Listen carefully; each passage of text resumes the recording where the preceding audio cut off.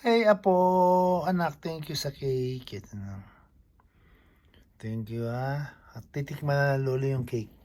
Tingnan natin anong lasa ng cake. Sana kasalo ko kayo rito, kakainin ko yung cake. Paano ba pagkain ng cake? Hindi ko alam pa paano yung kakainin ng cake. Paano yung pagtanggal ng balat? Kasi ngayon lang ako nakatanggap ng cake sa buhay ko eh.